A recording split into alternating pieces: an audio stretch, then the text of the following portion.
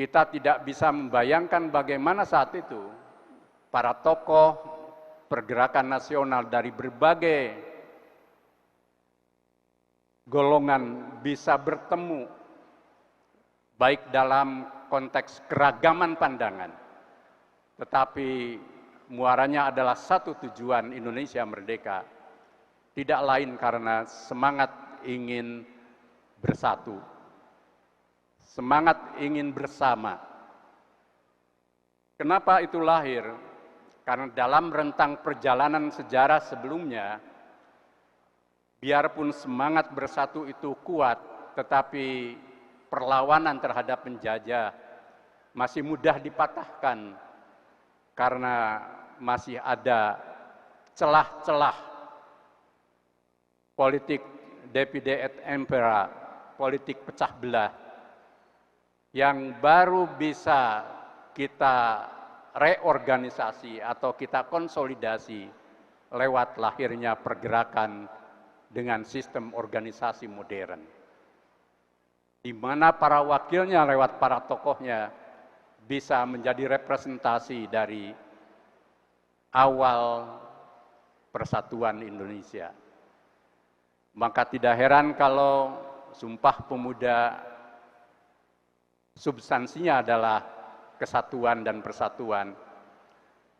Kongres Perempuan Indonesia juga sama, menyatukan langkah perjuangan kaum wanita, dan berbagai organisasi berlatar belakang keagamaan maupun nasionalis, bahkan ada yang beraliran kiri sekalipun dalam gerak sosial demokrat, semuanya bermuara pada kita dapat bersatu karena kita ingin merdeka, dan kita bisa merdeka jika kita bersatu.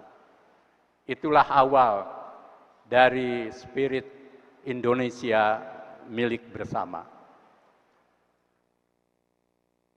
Maka kalau dalam sidang BPUPK yang maraton selama 2 bulan, para tokoh bangsa menyuarakan berbagai macam pikiran. Sebenarnya juga forum itu merupakan pangkal dari menyatukan seluruh keragaman.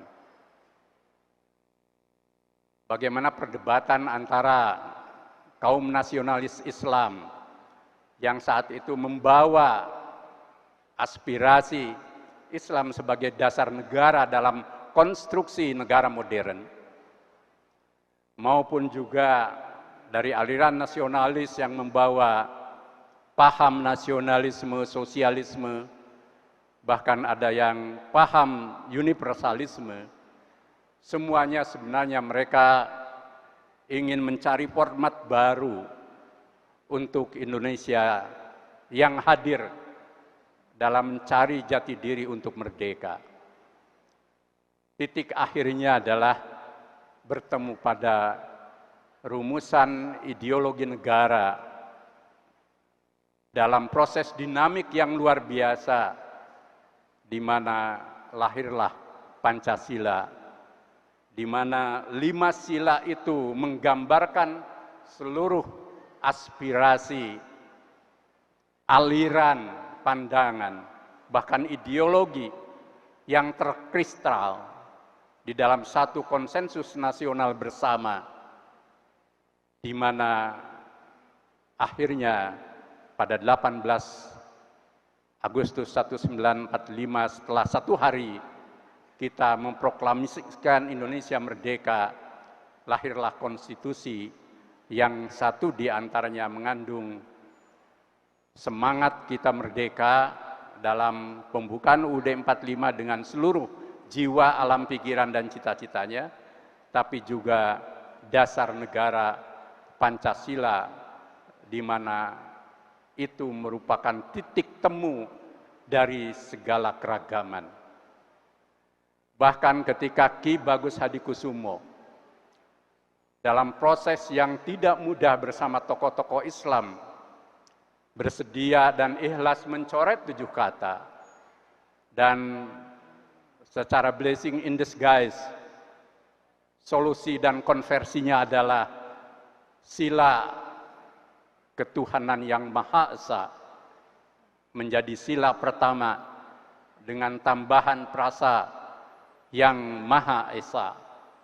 Bagi kaum muslimin itu adalah merupakan solusi. Di satu pihak kita bisa tetap menjaga kesatuan dan keutuhan Indonesia yang satu hari baru merdeka, tapi di pihak lain secara teologis dan ideologis juga mewadahi aspirasi di mana kita mengalami perubahan orientasi yang sama pentingnya dari syariat pada akidah, di mana kita pahami bahwa ketuhanan yang Maha Esa bagi kaum muslimin tidak lain adalah tauhid. Titik pangkal dan proses pergerakan ini sesungguhnya bagi kita Muhammadiyah sudah selesai. Sehingga pada Muktamar Muhammadiyah dan Aisyah ke-47 tahun 2015 di Makassar, Muhammadiyah mendeklarasikan dan menghasilkan dokumen resmi negara Pancasila Darul Ahdi Wasyahadah, di mana konsep ini boleh dikatakan merupakan fikih siasah baru dari Muhammadiyah untuk merawat, menjaga, mensinambungkan pilihan politik yang kita kunci, kita segel, bahwa Indonesia adalah negara yang dasarnya Pancasila.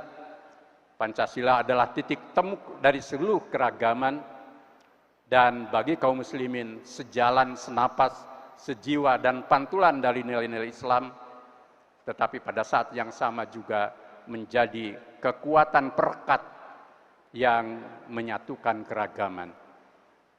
Sekaligus dalam perspektif tajdid, Muhammadiyah mengisinya bahwa Indonesia tidak cukup sebagai negara hasil konsensus yang final kita sepakati, tetapi juga harus kita isi menjadi darus syahadah, tempat kita mengabdi, tempat kita berkiprah, tempat kita mengukir sejarah dan menorehkan kemajuan peradaban. Disitulah pandangan dinamis Muhammadiyah tidak hanya mendeklarasikan Indonesia final, tetapi Indonesia titik koma untuk terus kita majukan, kita rawat, dan kita bangun bersama. Dalam konteks kekinian, konsolidasi nasional kebangsaan untuk merawat Indonesia milik bersama juga memiliki makna dan kepentingan yang sangat realistik, sekaligus juga menjadi keniscayaan. Alhamdulillah 77 tahun kita merdeka, kita telah banyak meraih kemajuan. Kita tidak bisa melihat Indonesia Orde Lama, Indonesia Orde Baru, dan Indonesia Reformasi dalam kacamata gelap seperti tadi disampaikan Pak Rektor.